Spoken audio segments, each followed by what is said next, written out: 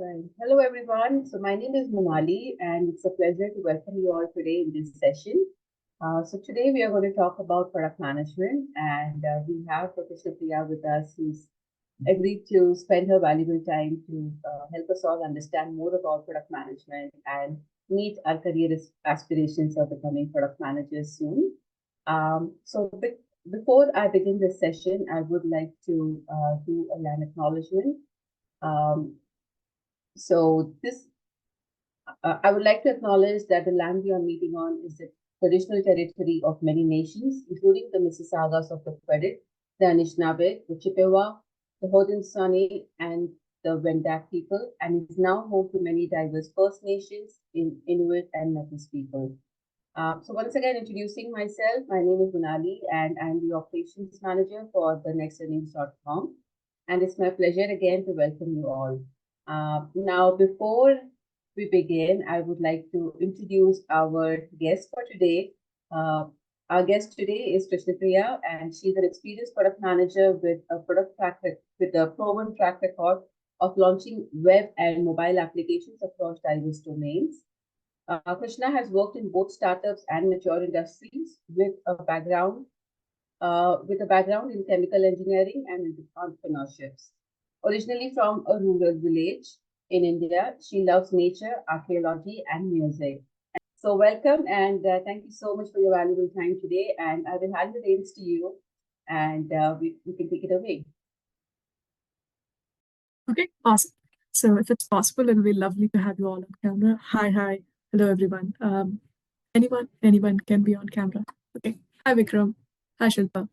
Hello, Vivek. Nice to meet you. Superb. That makes a difference. Thank you so much. Awesome. So this is going to be quite lighthearted, nothing to worry about. I'll start sharing my screen. One moment, please. Hopefully I'm sharing the right screen. So one moment.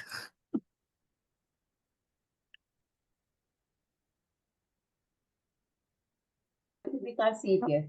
Yeah, it's loading now. Okay, it's loading now. Okay, great. Okay. So awesome. Let's get started. It's going to be quite interactive. Feel free to unmute yourself at any point. Just raise your hand. One of them will unmute you and you can ask questions, interrupt me anytime, right? So this will be fun. Let's get started. First of all, thank you very much for taking your valuable time and spending it to listen to me blabber. So here we go. What this talk will be. This talk won't have any how-to advice. So if you're expecting how to something, how to that, how to this, no, this will not have any of that. If you're expecting advice on what to do and how to go about it, no. If you're expecting any tips, also no, that will not be available here. So making it very clear, if that's your expectation, this is not the talk for you. What this talk will have is you'll have something called thought bombs. I will challenge what your thinking is. I will challenge your perspective.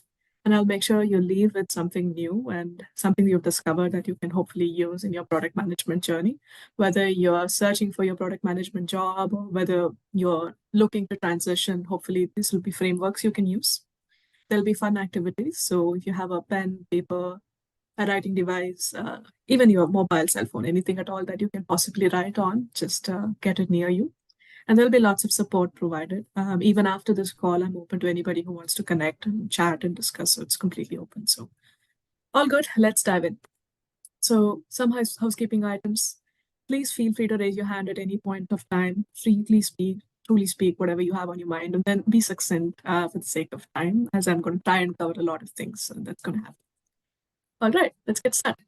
So I got a lot of questions, even on LinkedIn, and before that, a lot of you connected before this talk and tried to reach out. So I appreciate all of you. And the questions kind of are briefly kind of targeted into this. How do you get into product management? How to network? How to say the right things? How do I crack an interview? How do I? It's some version of tell me what to do so that I can succeed. Yes, no, thumbs up, thumbs down. Okay, I'm seeing a few nods. So here's your first thought bomb.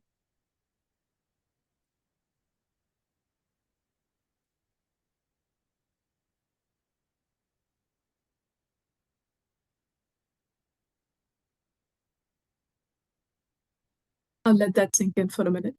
No one's coming to save you. You are it.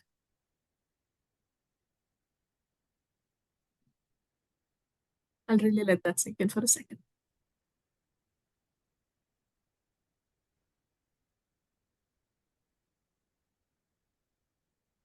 No one is coming to save you and you are it. Now, what do I mean by that? We'll start with an activity to discover what I mean by that. So, a question to all of you here. Some of you may already know a bit about product management. You might be project managers. You might not know anything about it. No matter where you are, it doesn't matter. So, shout out, just unmute yourself and shout out or put it in the chat. What should you not be doing to get into product management? What shouldn't you be doing? Think and flip the switch.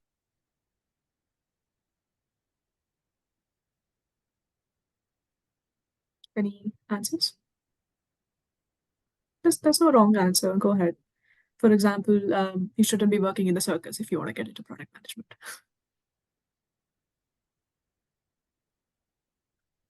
Unmute yourself, and it's going to be interactive. I will be asking you folks to shout out any answers that come to your mind. Not do quality testing, maybe. Okay. You shouldn't be doing quality testing if you want to get into product management. All right. Okay. Thank you, Shilpa. Anyone else with any answers, responses? Let's have fun. There is no wrong answer.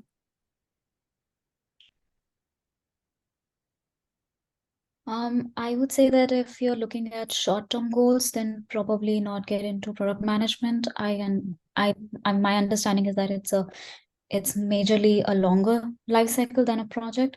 So with that. Awesome. Thank you. So if you're looking at short-term goals, don't get into product management. Awesome. Anything else? Yeah, so many organizations, we see that mostly they are projectized in the sense if there is a, let's say, a solution for a customer from their own applications that they offer. But what happens is the way it is structured is there are a lot of projects. Now these projects will have to integrate with each other at some point of time. Only then it can really deliver a value. And each of these projects has a project manager, they have their budgets, they have their resources, planning, everything happens. And most of the times they work on silo and they are always busy delivering things. But end of the day, if you look at what's the value it is giving to the end users or to the company, and even if you question some of the team members who are busy working on those sprints activities, to understand, what are they delivering and why is it important for the organization. Most of them don't know the why part. They mostly know how and when, but they don't know the why part. So instead, if we have it as a productized model where we have a value stream and everybody knows what's the value that stream is working on. So if people know the why part also along with the what part, they will be more motivated to work on those changes, and they know that by implementing this is the value that team is delivering. Awesome. Thank you, Vivek. That was beautifully put. If I can summarize, you said no more project thinking, give people more context, allow them to understand the why behind features. Okay. Okay, so Nanda has an answer here. If you want to build a product with many features in little time without the right process of people in place, of course. So what I'm hearing from all of you folks, let me just kind of attempt to summarize is add context to people. Don't try to take shortcuts. If you want to build products with many features in little time without the right process and people in place, okay, these are all valid answers. These are all great answers. And yeah, don't try to force fit. Okay, very cool. What I'm trying to get at here is our brain is capable of thinking in negatives easier than it is to think of something as a positive or a should or a how to. So we are flipping the coin, flipping the switch and asking, what shouldn't we do? We shouldn't try to take shortcuts. We shouldn't try to think like projects. We shouldn't try to explain how or to use project-based siloed thinking like Vivek said. We shouldn't try to. So as we go through this exercise, I request you to start thinking about what shouldn't you do and making a list of it mentally. What are the things that you absolutely shouldn't do if you want to break into product management? For one thing, don't message the VP and ask them if they're free for 5 minutes, 10 minutes before your interview, right? That's bad form. Don't do those obvious silly things, but try and make a list of these things. So the next question, which brings us to the next question. Let's see. What is product management? Anyone has an answer? Feel free, shout out. What do you think is product management? Okay. So you ask 100 people. Yeah, please go ahead, Monali. Thank you. So I can answer. So for me, I think product managers are more like referees because you're constantly trying to be the peacemaker between what the customer wants, what the business wants, and what the teams can deliver. Yeah. Absolutely. So you feel like the peacemaker, you feel the person who is the glue and who is just, and there's nothing wrong. I mean, if I ask each person on this call, each person will have an answer to it, right? And there is no right or wrong here. I mean, if you ask 100 people, you'll get 100 answers to what product management is. So what I'm trying to get at is this field is quite fragmented. It's quite new. And it's also something that is not a highly structured discipline. So you will find viewpoints and answers, and every other person on LinkedIn or on a book or authoritative figure, they will have their version of what they call as product management. But for the purpose of this call, I'll be setting a context on what I believe is product management, and it is not the truth. Whatever I see in this call is not the truth.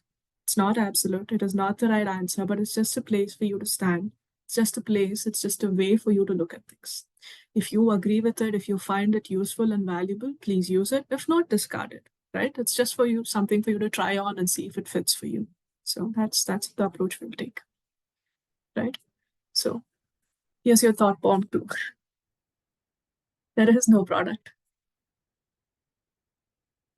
I'll let that sink in. There is no product.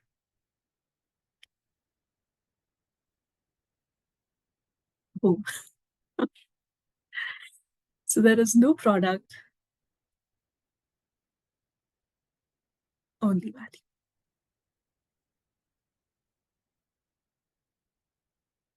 We'll just start with a brief icebreaker to drive this point home. Go on, just unmute yourself and in one word, state your favorite product.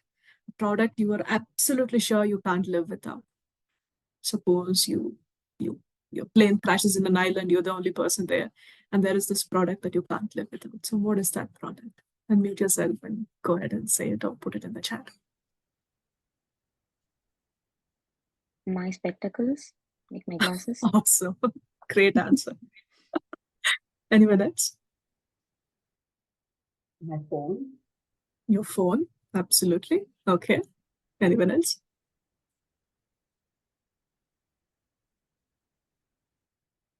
Earphones. Okay.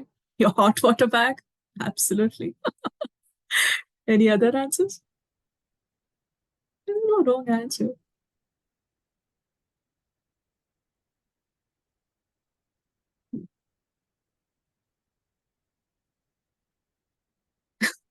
It's an awkward end of silence, but we had a variety of answers. We had phone, we had earphones, we had spectacles. So these are products. I'm going to challenge your perspective again and say the product itself is not something that you care about, but it's the value that the product is providing you that is you care about. Someone said here spectacles, I think Vaishnav. What is the value that your spectacle is providing you? Can I ask you that? Yeah, sure. It's letting me, like, I have short-sightedness, so I can't see so it's letting me see the world. I can see, I can do my work, I can get my day going. I can see my parents, my kid. So that's the value. Absolutely. Awesome. So the value is it brings clarity to your vision. What if I told you that maybe you don't need spectacles? Maybe you can use contact lens, or maybe you can use this magical powder that I spray and then suddenly your vision will be all right. Would you be okay to switch to that? Definitely magical powder. I tried lenses. It did not work. I could not get it on. But Yeah. anything which would make it magically gone in a day, I'm happy to embrace it. Yeah. Absolutely. Maybe there is some special carrot soup which you drink and your vision will be restored. Maybe there is magic powder. Maybe there's a screen. My point here is nobody cares about your product. They really don't. People don't care about products. People care about value. They only care about the value that the product delivers. So there is no product. So what is value? There is a cost associated with any value that you get out of a product, whether it's money or time, or I'll leave it to the group. What are some other forms of value that you get out of the product? Shout out. Convenience. Yeah, absolutely. Convenience. Anything else? Why is this group so afraid? There is no wrong answer. Say anything. Taste, smell, whatever. Chat. Quality, absolutely. Impact, absolutely. The way to think about value is it costs you something to obtain that value. It's not free. Value is never free. Does its job? Okay. Yeah. There is a need, and your product is providing value toward that need. So whether you have to spend X amount of money to get that value, whether you have to spend time, whether you need to give your attention. For example, YouTube or any other social media is you're paying with your attention. That is the value that you're providing to the product. The product is helping you take care of your spare time, give you something in return for your attention. It could be money that you give to DoorDash or Skip the Dishes or Swiggy or whatever, so that you get in return the time saved, the convenience of it, the reliability of it. Effort, absolutely approval. So I think people are starting to get what I'm getting at. That we need to stop looking at products as products, but start treating them as the value that they provide to us. And the value can be anything. It can be monetary, it can be time, it can be anything that is going to cost you something. So product management, therefore, is that you are paid to manage value. You're not a product manager, but you're a value manager. You're literally paid to manage that valuable resource for your company. And it's your job to figure out where do you find this value, how do you manage this value, and who can do it. That's it. So you're no longer a product manager, you are therefore a value manager. The context is decisive. It depends on your domain, it depends on what you're up to, what the business goals are, what the market goals are, what your boss tells you, etc., etc., etc. But essentially, you manage value. So that's a lot of information I throw in. Who's discovering something new? If nothing, that's fine. But then if you're not, let me know. Either case, just unmute yourself and go. I don't mind awkward silences at all. I can wait the whole 30 minutes. So it's up to you. I love the thought bombs. Like, What are you discovering newly? What is new to you? like you mean now, right now? What are you Or discovering newly? I just challenged your perspective. I said that there is no product and there's only value. So what are you discovering newly? that value or something which makes an impact is something which we cannot see. Mhm. is what we are trying to manage. Is a different perspective I'm hearing. Yeah. Okay. Absolutely valuable to hear that. Value is not visible, value is experienced. Beautiful. Well put, Vaishnav. Anyone else? The question that's lingering is, why do we call it product management then? Why not call it value management and be done with it? Like, feels like product is sort of a vessel for that Mhm. value Yeah. delivered. So Beautiful. maybe we are focusing more on the vessel than the value, or vice versa. Just that's the question that's lingering. Yeah. Awesome. Thank you. You guys are like geniuses here. Why are you holding back these gems from me? Just this is great. Someone should write a book on what Apurva just said. It's a whole LinkedIn article that way. Beautiful. Yeah, product is just a vessel for value. Wow, I could write that on a t-shirt and sell it. That's great. Who else?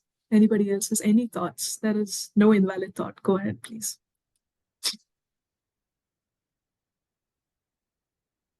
Let me provoke you even more.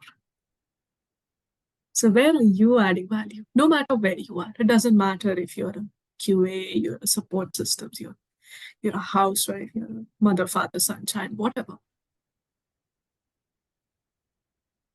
So shout out. Who wants to bravely shout out? Where are you adding value? Where do you think you're adding value?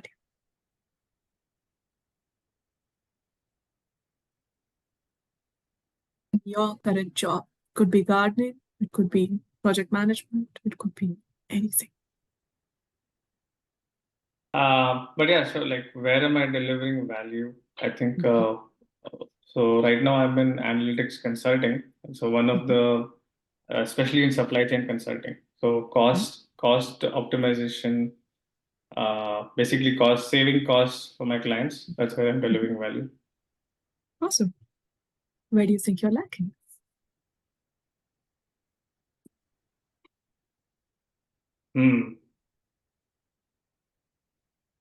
Interesting question.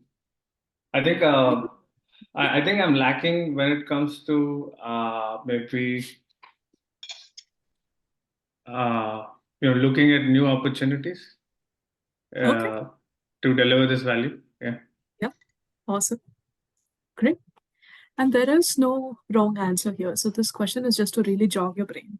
I'm speaking to, one person here, but that doesn't mean you don't look at it. So if I'm speaking to Amit, you look at your life and find out where you're missing or lacking value.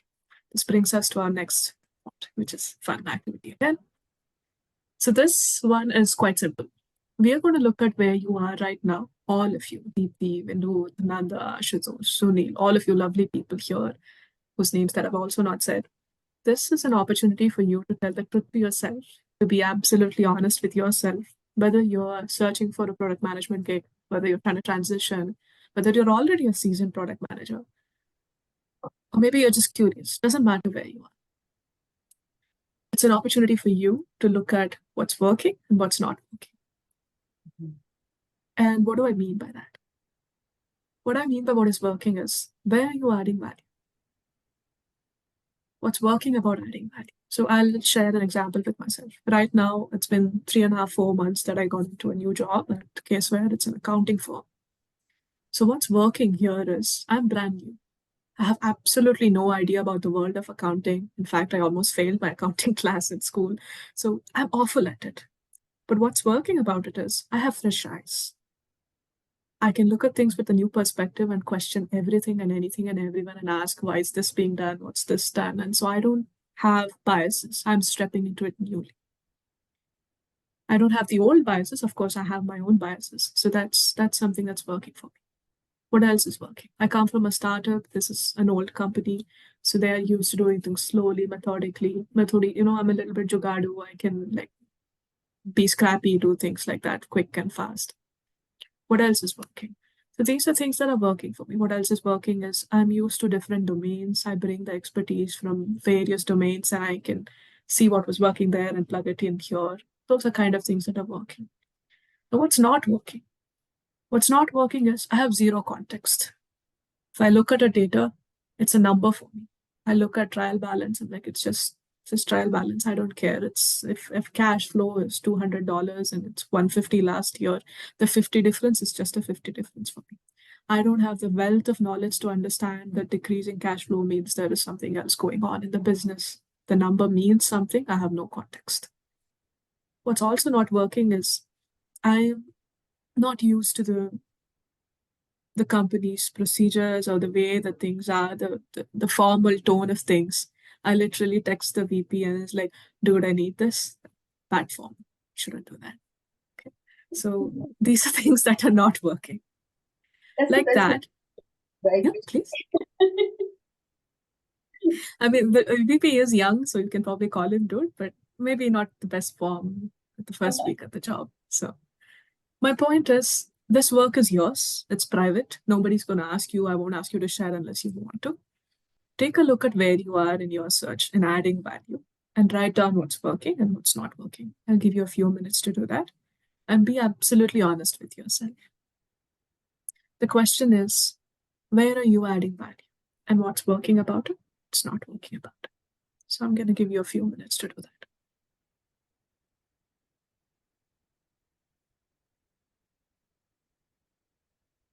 But then if you stick to a schedule, you get frustrated with that and you want a transition Absolutely. a bit more fluid. Absolutely.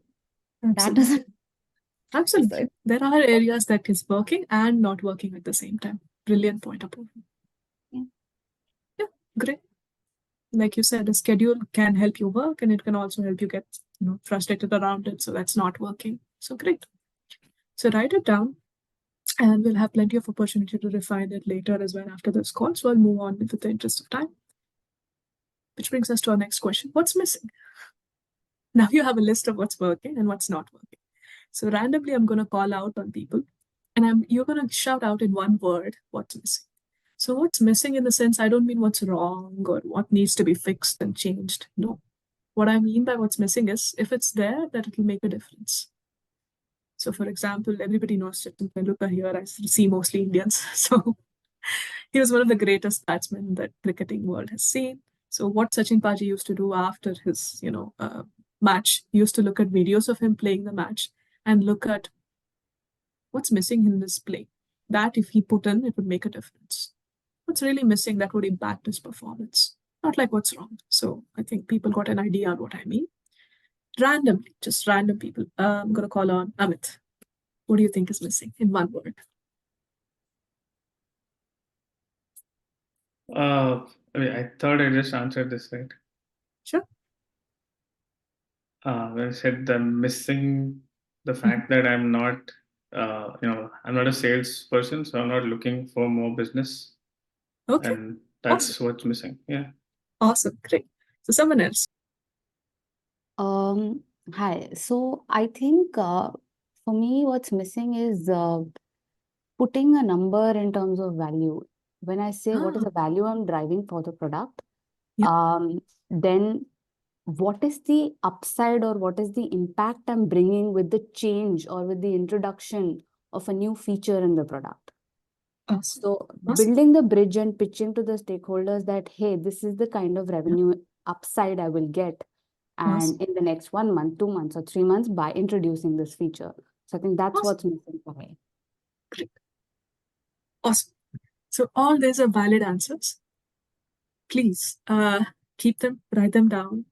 Notice that there are certain things missing for you to add value. Keep them here. One more thought bomb coming up. Thought bomb 3.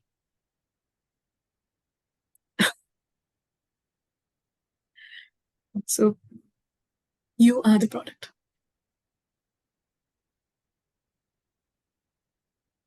Well, let that sink in a bit. No matter what change, no matter what cycle of the product management experience you're in, whether you're looking for a job, whether you have a job, whether you've retired, no matter where you are the product. Now, what do I mean by that? You take certain actions, you add value, and the results come.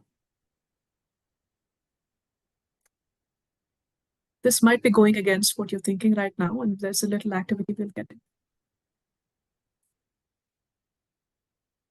So what is your only answer? I want people to answer. There is no wrong answer. Go ahead, shout. What do you think is your only currency as a product manager? The only thing that you can possibly use to influence people to get what you want. So that people listen to you. Yeah, please. Influencing skills, communication skills. Mm-hmm. Communication skills, okay. Anybody else? There is no wrong answer. Relationships. Okay, relationships. What would make people listen Business to you? case. From the currency. Business skills, okay, great. Business case. Yeah, okay. Anything else? Credentials, degrees, references. There's no wrong answer, right? We can keep thinking of things that would make people listen to you, make them want to actually implement what you say, right? As a product manager, you have very little authority, you have only influence. Negotiation, technical skill, of course. So it is some version of skill or communication. But I assert, and I kind of will drive this point home, that the only currency you have as a product manager is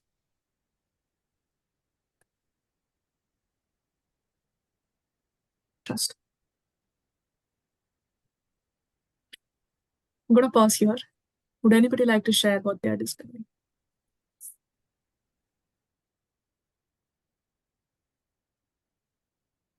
It's not that I disagree, but I think trust is something that kind of pans across all job profiles, not just product management. Absolutely.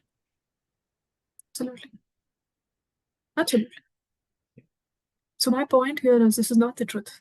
I'm saying this is something, a place for you to stand. The only way that you will influence anyone is trust. If they trust you, they'll do anything. For you, for your cause, for your product, the whole thing. So here's another thought bomb coming up. Nobody cares. Really, nobody cares. As I said, nobody cares. Nobody cares what degree you have. Nobody cares what, I mean, this is going to go against many people, what they're thinking right now.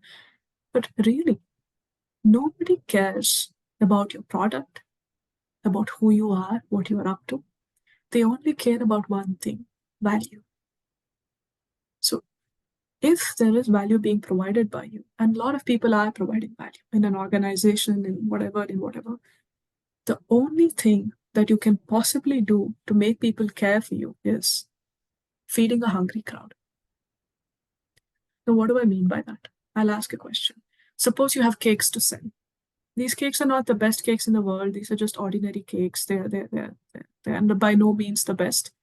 What can you do to ensure that your cake is entirely sold out?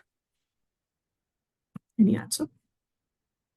You have 100 cakes and you want to make sure that your cake is completely sold out.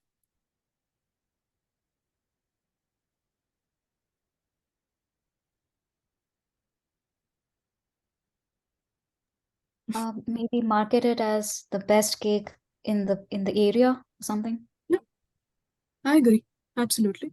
Maybe it is the best cake. Absolutely. Maybe it is the best cake in the universe. This is the tastiest cake ever. But if your crowd is full, if nobody is hungry, will somebody buy your cake?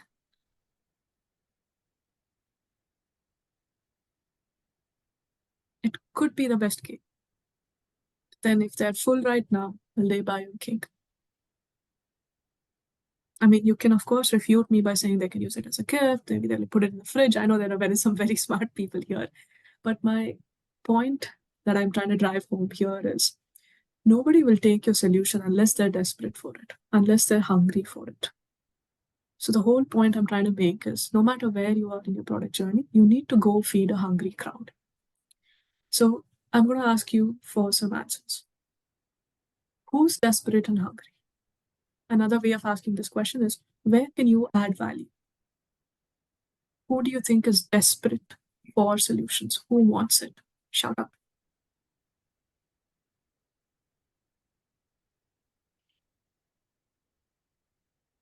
We as people, like everybody needs answers, Yeah.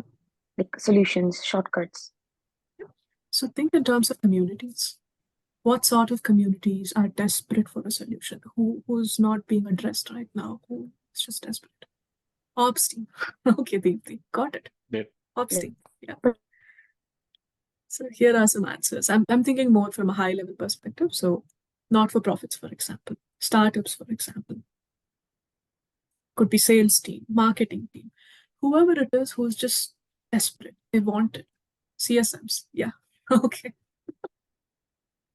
So anybody here who is absolutely desperate for a solution, we are going to hunt them down and then we are going to give them value. The next question we are going to ask is, how can you find them? People who want a solution can be found everywhere, but these are some ideas for you to get started. Could be an incubator, could be a conference, friends and family. Any other answers? Where can you find people that you can add value in any setting, professional, personal? Where we see problems. Yeah, absolutely.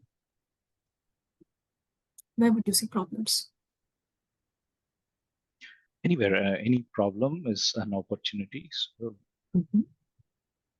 So these are all areas where you can reach out to people who are hungry, who are desperate for a problem. What can you do for them? Any answers? What can you possibly do for them in the product lens?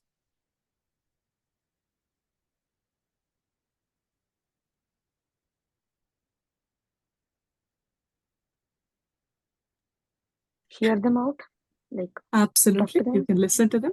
Absolutely. Totally true. You can listen to them. What else can we do?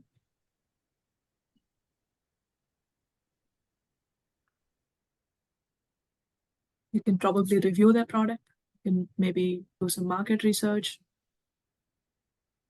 Maybe you can redefine the problem for them. Keep the answers coming.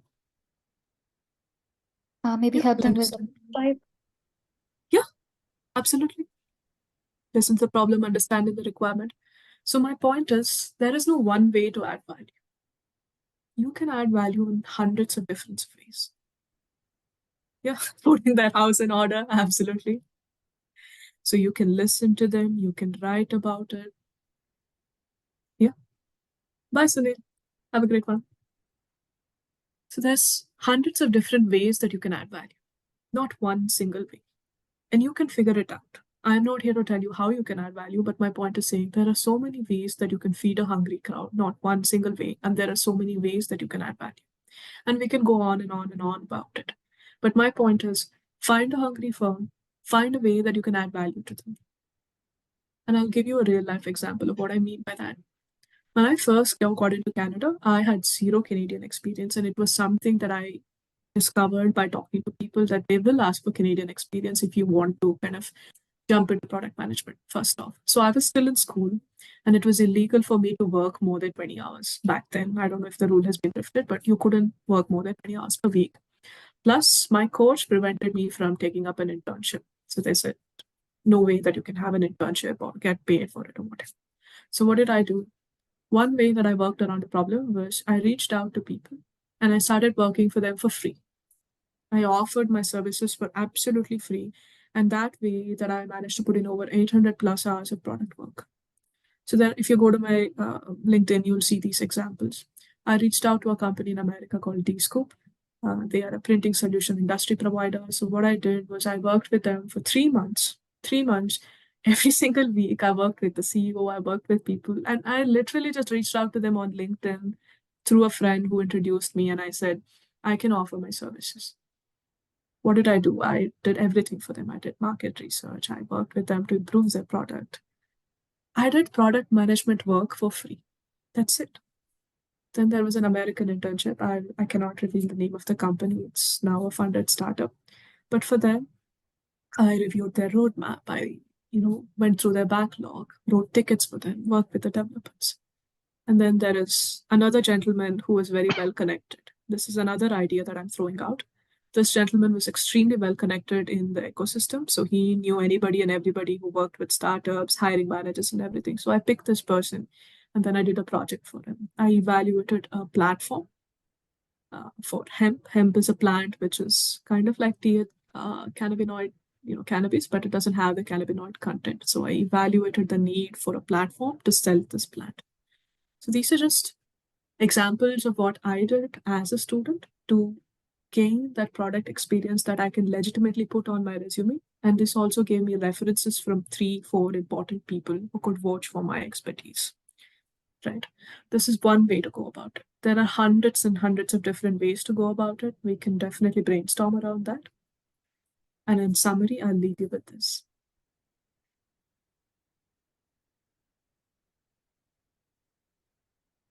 That's pretty much it. So here are some resources in case anybody's interested. I'm available anytime you'd like to speak, brainstorm, look at ways to add, whatever. That's a book I highly recommend. It's by Matt Lee. It talks about the practical aspect of product management. Some of you might have already read it. I see a nod from one of you. It's literally what your day looks like if you're a product manager and some ways to get around some common problems. So that's that. Any questions? I'm open. Feel free. Anything I didn't cover, anything I messed up, go ahead and shoot.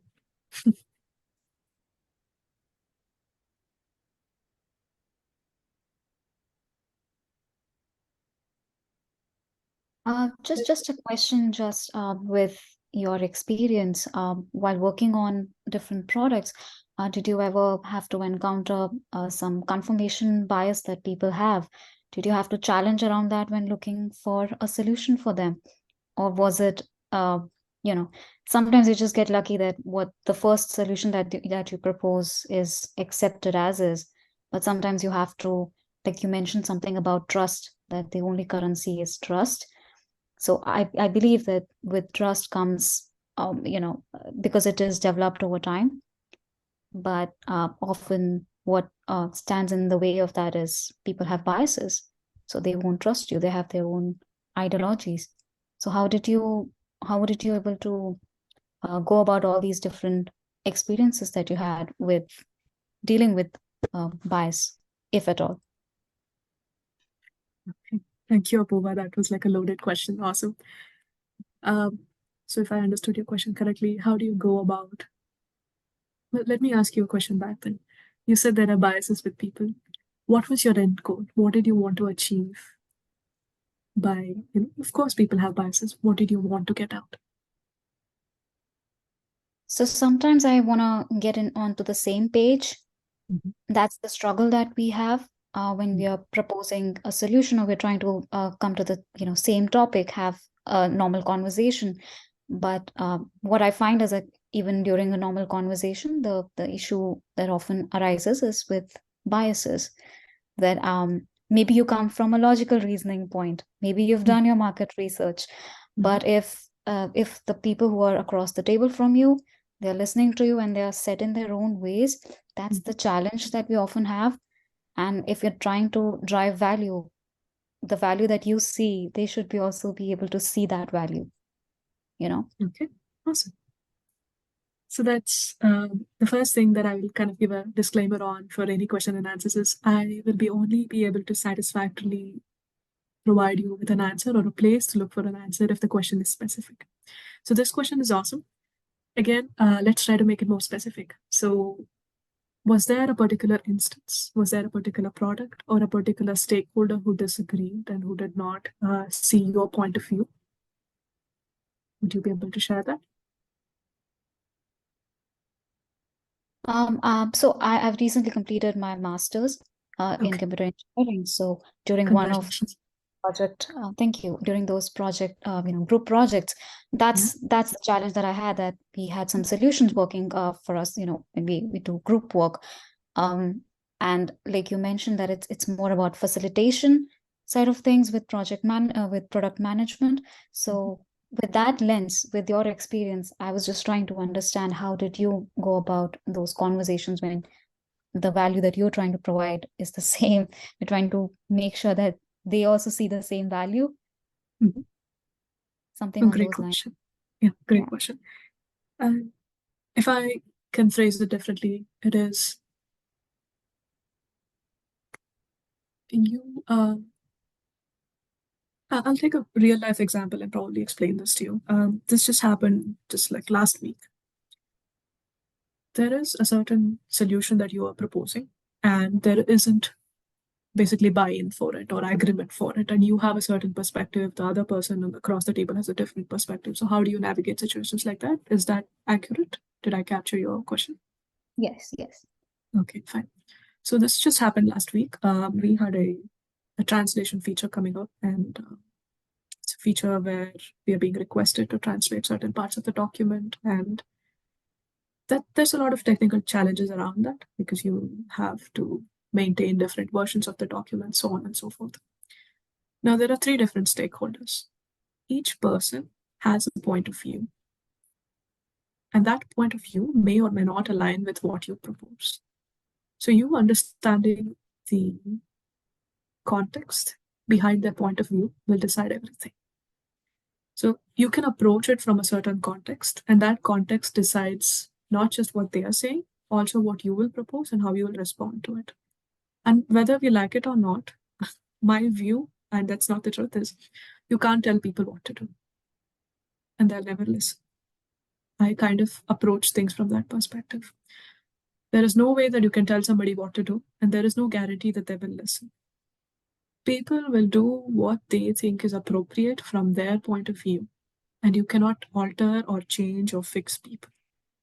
So the only thing you as a product manager can possibly do is to bring clarity on the value that you are trying to provide. Sometimes you can give them the value as clear as like big, bold, red ink, we are saving X $1,000. Some people will be convinced logically with that. Some people won't be. Some people will resist. Some people will say yes, no, whatever. So if you can give me a specific example, like I said this and this person said that and it didn't work, we can work with that. We can literally work at what's missing in that person's point of view that you couldn't deliver that value. So talking in the air, just giving you a random example or a framework won't really serve anyone. So if you can give me an example of what happened in your project, I'd be happy to answer. And the whole group can contribute, not just me. We can actually brainstorm what can you actually say so that it works. It's not me, it's the whole group. So feel free. You don't have to throw anyone under the bus. You can give us an actual example, no names, nothing, and we can look at how you can tackle that situation. I can share my examples Yeah, with. sure. So I think one of the things that I have always found helpful is it always helps when you have like a solid business case whenever you are pitching any kind of idea. So what's the value, right? Whether it's going to save X number of X money. I mean, money is always important to any business. So it's going to save this much money, or if it's going to bring so much revenue. I think when people see these numbers called out in big bold letters, it always drives your point home. So having a solid business case is one. Second thing I find helpful is to have some kind of visuals. So, for example, sometimes people have difficulty in coming on board with what's in your brain. So you might have this very good idea, but maybe you're not able to translate it properly. So it helps to have some kind of mock-ups, or so Figma is a great tool where you can actually walk people through what your product is going to look like, what the journey is going to look like. So having those mock-ups, I think that's something that I always like helpful. Okay. Anyone with a specific example, even if it's a household disagreement, you want the chair facing this side and your partner wants the chair facing the other side. Perfectly valid. Yeah, I'm glad my husband is not around. Otherwise, he would have had a lot to say about furniture placement in our house. Oh, me and my husband have a lot of things about how to raise children. So Yeah, anything specific? anything specific. It boils down to how do we discipline our children. That's the thing. Okay. Again, more specific. I'm going to drill down on people until they get super specific and say, this was what they said and this is what I said. And that is the only way that you can tackle anything. If you speak in generalities, if you speak in the air, can't do Get into much with it. specifics. I will I will open a can of worms. So let us. You and I can connect later, Shilpa. This is fine. We'll keep it to product management here. Yeah. But my point is, if you have a specific question, for example, there were a lot of questions here on how do I transition from project management to product management? That's great. So do you have a specific company in mind? Do you have an application you tried? Did you speak to a person? Did they say something? So say that. Say an actual situation, say an actual thing that you encountered so that we can actually support you.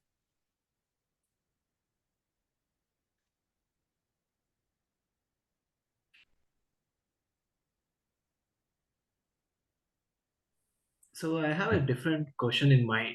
Yeah, would you mind if I take it forward? Yeah, please. Yeah. So let's say there's a huge D2C brand, and that brand has a large customer base, and they want to improve their conversion optimization rate, and have to build features for it. Okay. And how do you test whether the user implementing this feature would actually improve the overall optimization rate of conversion?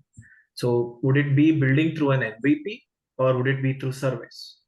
Consider the fact that the MVP will also take its own sweet time, and then also you have to chase people behind how they felt about the MVP, and also the fact that surveys aren't too multi-layered, like validating an MVP with people. Which approach would be better in your opinion? This is so juicy, and this is what happens every day in product management. And this is a question for the entire group. I am not going to play the expert. Let's think through the question, because you will have some flavor of that question in your own journey. Whether should you, let's kind of think through that question. I'm going to go through the framework again. So Vikram wants to know that he has a certain D2C company, blah, blah, blah, blah, blah, blah, blah. What approach should I take? Whether it should be an MVP, which is a minimum viable product, or should I use surveys? So what is missing for him to take that approach, or whatever approach that he needs to take? What do you think? What sufficient data or evidence is missing that will confidently inform him that this is the approach that he needs to take? Shout out, answers. I'm gonna call out on people. I'm shameless. Have you studied how others in the space have done it? Okay, sure. Bye, Vaishnavi. Have a great one.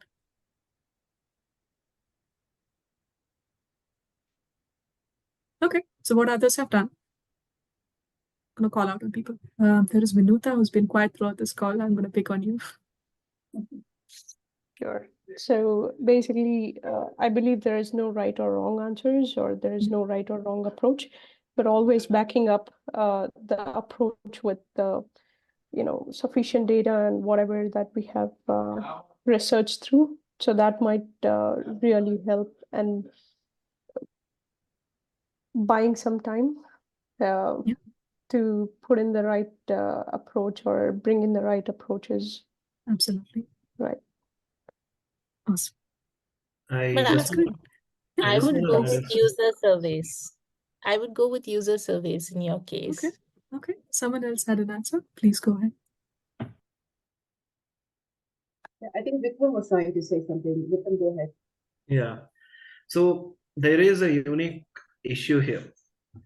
So whenever you're trying to find out what has worked for the company, it has worked for that company's audience. So your company's audience may be entirely different. So research won't work here, and this is where the challenge was.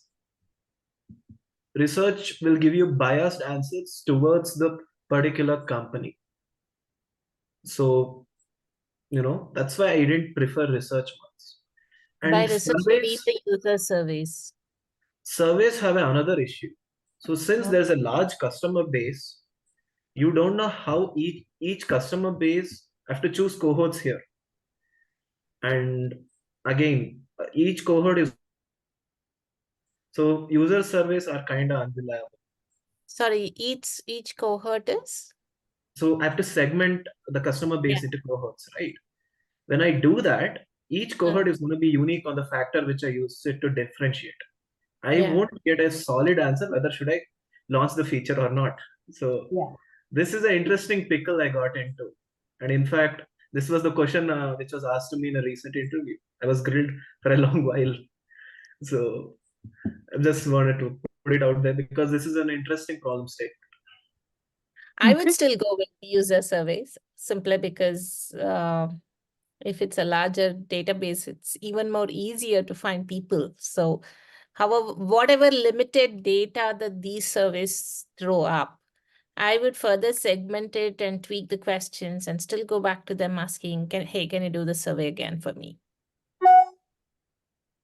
You know, I it's would- like fine-tuning it further to get more feedback.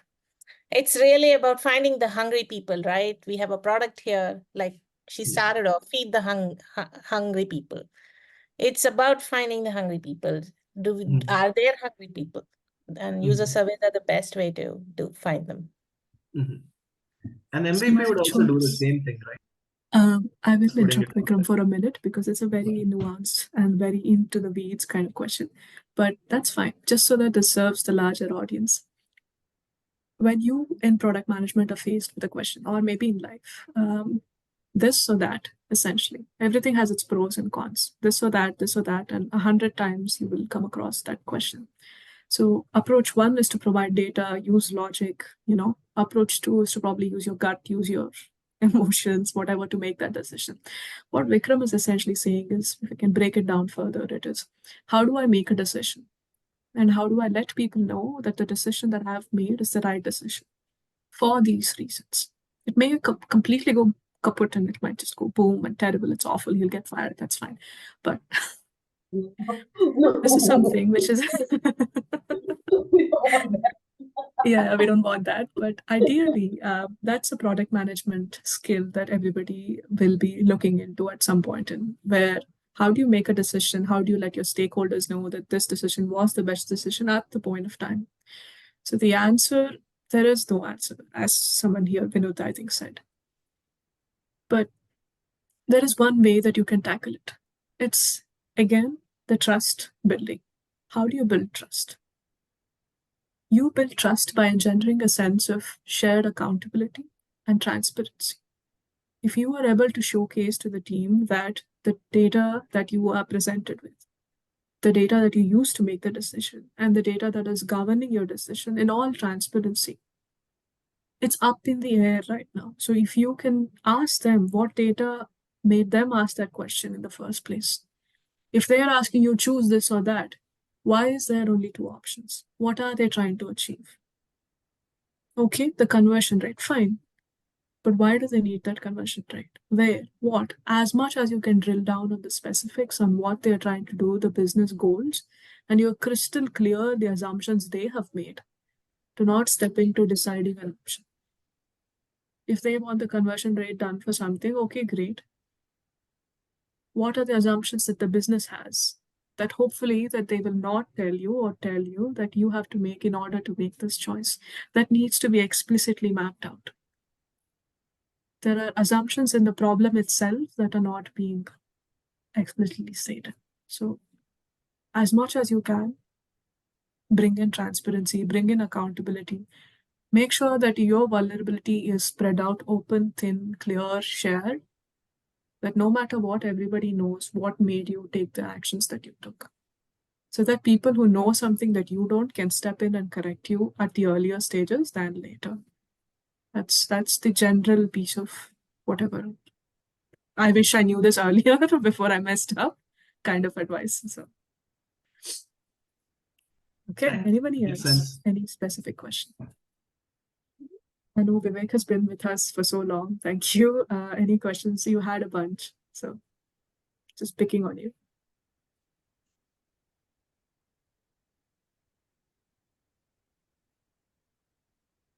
Okay. Maybe I'll go ahead and ask you one question. So, Sure. so what tools do you have in your toolkits? So can you be more specific? What kind of tools for what purpose? What are the tools that you use on a regular basis? Right from say influencing the stakeholders to communicating with the development teams. So, for example, Figma, that's my go-to, that's my favorite. So, do you have some suggestions like that? Okay. So again, my question will be a question. So what tool I use depends on, first of all, what's available in the organization. Someone might use Notion, someone might use Confluence, whatever. So I use whatever's available. But then product managers have, let's put it this way. We have goals depending on what is important to the organization. Sometimes we need to document, sometimes we need to display, sometimes we need to collaborate. So those are the three buckets I would put my tools in. And it doesn't matter. I personally don't care. I'm agnostic to tools, whatever tool that is, that will serve pencil, paper, whiteboard, Jamboard, Google, Figma, Slack, whatever nonsense that there is, I will use it. To me, the purpose is, no day has been the same for me personally. Maybe there are product management disciplines where there is more structure, but it's not the same for me every day. But those three buckets that I just mentioned, if there is a tool that will serve it, I'll use it. Okay. I'm not the right person probably to give you a fancy Notion framework tool or document Google Doc template. No. Yeah, no, because my intention for asking that question, because we have a lot of people here who are aspiring to be product managers, and that's usually something that that they get asked, like, do you know Figma? Yes or no? So that's why I asked this question. So maybe that's something that's a great question. And again, I would ask them back, why would you want to know Figma? Why would you want to know Google Docs? Why would you want to know Excel? What is it that you intend to communicate to the recruiter or your boss that knowing this tool will add what value? I mean, no, I know Figma too, but I'm not a designer. Okay. So what is it that knowing this tool will help you add? So if you know Excel, but instead you can tell them, I use Excel, I use pivot tables to analyze customer CRM data to make this dashboard that will let you do this. Now that's valuable. The tool in itself is useless. You can use any tool to add value, then use it. So specific questions, shoot, I'm here to answer. As specific as you can get. And as silly as it can be. It can be as simple as somebody asked me this in an interview. I don't know. I don't know how to talk to people. Fine. Pick a person, we'll find their LinkedIn, shoot a message right now.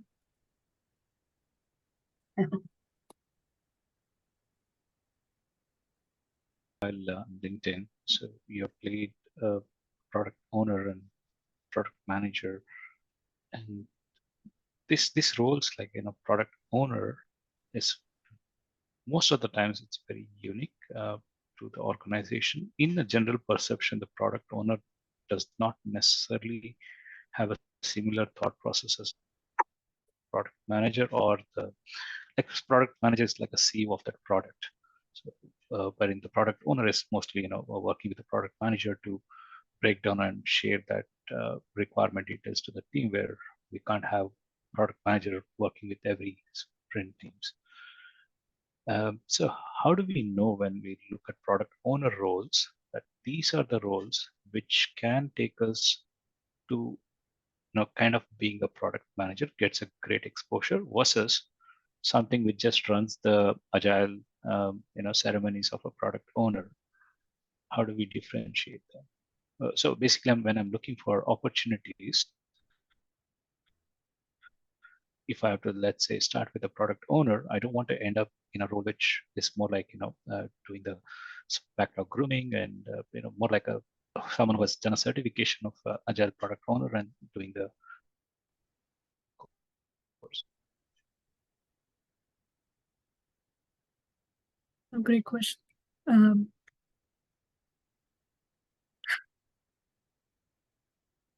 I'm inclined to answer this, but it may not be polite. So may I have your permission to be a little blunt about it? Sure. With your kind permission. I can see the hesitation. So yeah, sure. I honestly appreciate you asking that question, and at least you had the courage to ask this question. Many people have this question and they're quiet about it, but you did. So thank you for having the courage to ask. My sincere response to this is nobody cares. Really, honestly, nobody cares. And I don't mean it in any disrespectful way. What I mean is what background you're from, what you do, your product something, product marketing, product owner, product manager, product blah, product this, product operation, product whatever. Inside an organization, if you have the title product prefixed in front of you, you basically do anything and everything for the product to succeed. You don't ask if this is my job, if this is something that it literally, the mark of a good product person is there is no boundary towards the product. You do everything in your power to make the product succeed. That's it. And now, to specifically to your question, whether you're grooming backlogs, whether you're writing bug tickets, whether you're just running sprints as a scrum master, it really doesn't matter. The product manager, the so-called title in itself, is the most humble title that you'll ever have. You really have to break your pride and be like, I'm nothing. I don't exist. I'm only the person who creates value for people. That's it. You need to disappear. You don't exist. You know that a product manager has done their job when you shoot them and the organization runs perfectly well without them. That's when you know you've done your job. Everybody knows the context, the what, the why. That's your job to make sure everyone understands the what and the why. The how, they will figure out. The developer, the designer, they will figure it out. But if you, at a point, start delineating, putting boundaries and saying this is the product owner's job, the tactical bits, they need to do it. Oh, it's not going to work.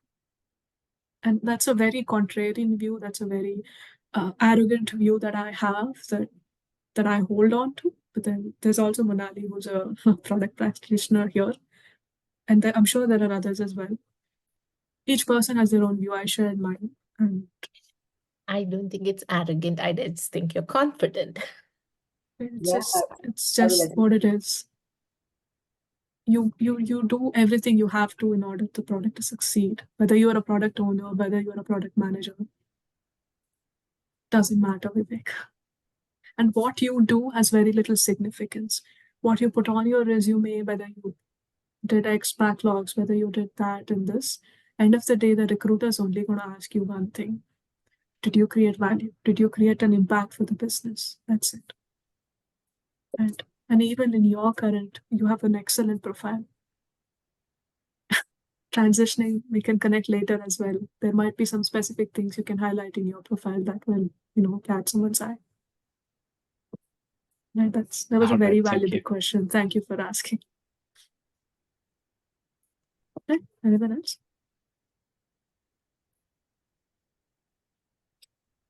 Anything else?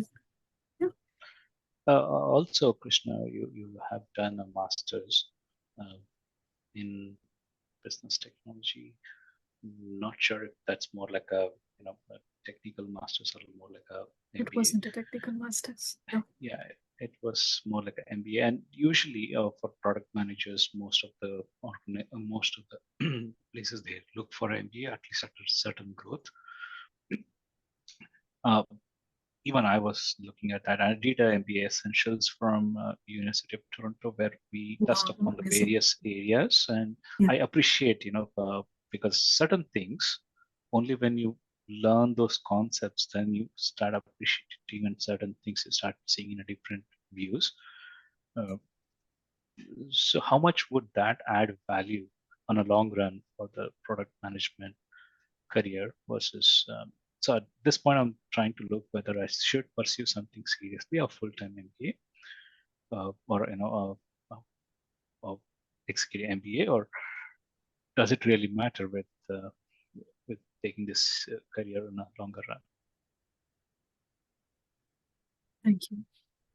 And my brother's on this call, and I've told him the same thing. And I'll tell anybody else the same thing. These are my views and opinions. So if somebody wants to come back chasing with an axe, that's fine.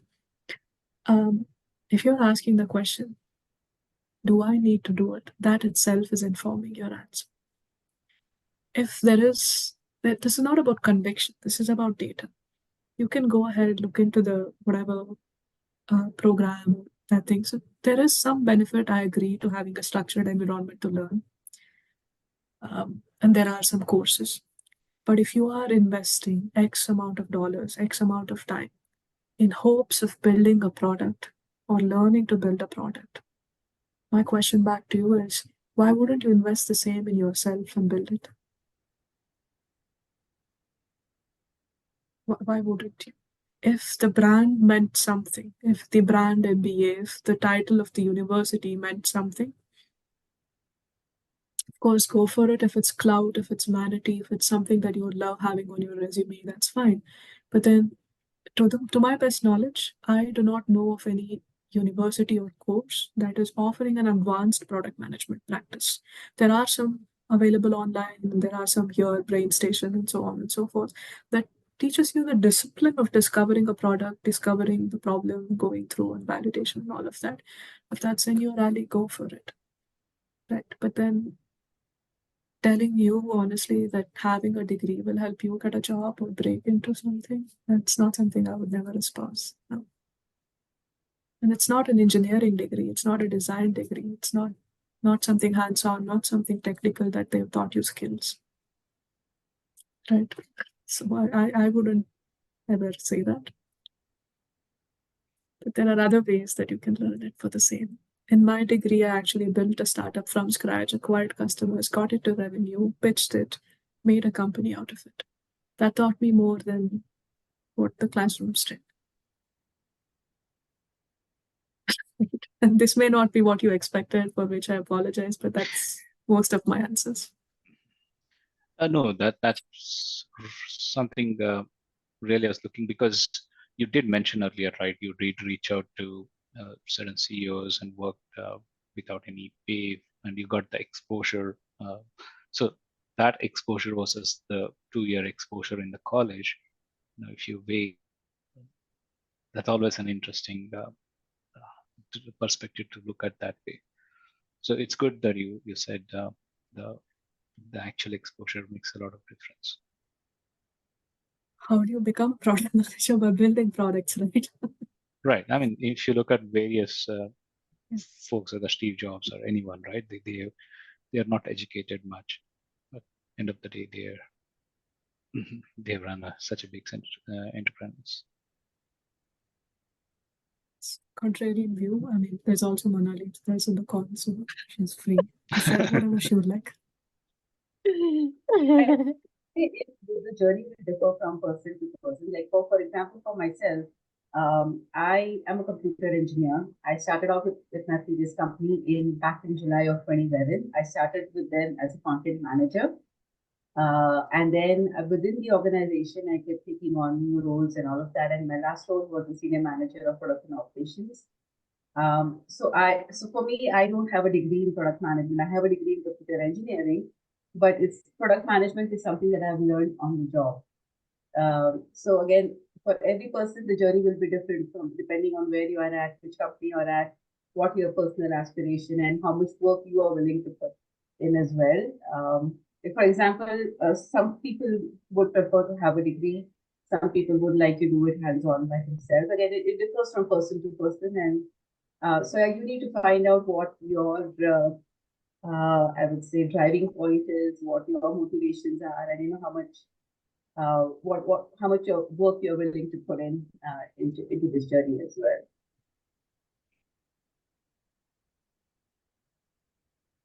All right. Also, are you aware of any good freelance sites where you can look for short-term opportunities where even if it's not a paid opportunity, but you can get exposure and you can contribute? I looked at certain freelance, but I see a lot of technical roles, but not something into the product management kind of roles. I'll also defer to Monali at this one. As far as I know, people are hesitant to share product management as freelance. I mean, there is TopTal, there is a few other places where you can do it. But it is generally you going out, reaching out to people and doing it. I'm not anything that I can confidently say.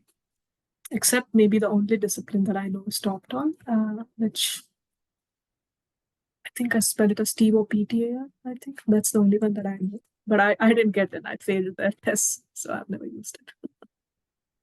All right. Yeah, actually, product management, there are very few like full-fledged courses and all of that because there's so much going on in this particular discipline.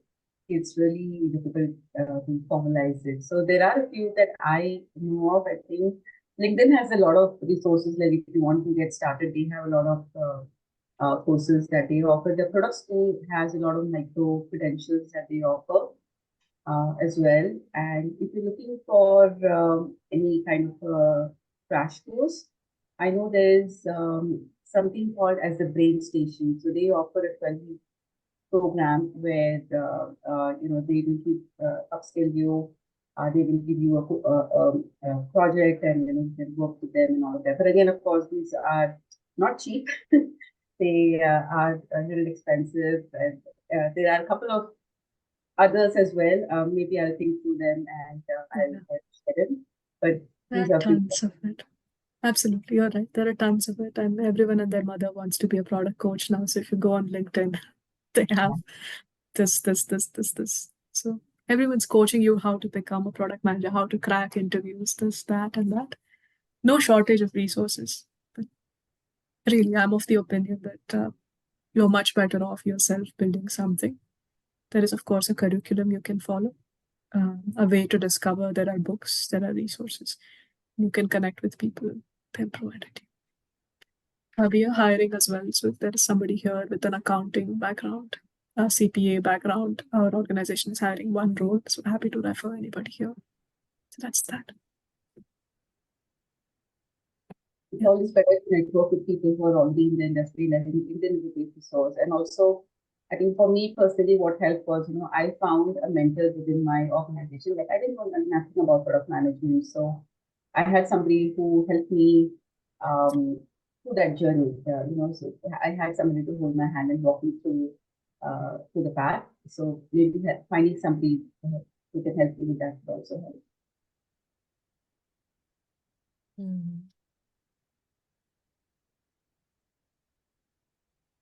All right, then are we done? Any more questions? Nobody. Okay. So all right. Thank you so much for your valuable insights, Krishnapriya. And I know all of our participants must have found it really helpful. And we're all going back with 3 wonderful thought bombs. So thank you very much for that. And I think this session was incredibly helpful. For me, it's personally, it has challenged a lot of my own thinking as well, my own biases as well. So thank you very much for that. Go ahead, Shilpa.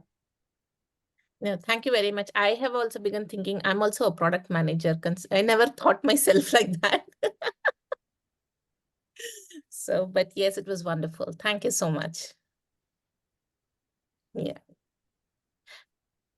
Thank you, everyone. Take care. Bye. Bye.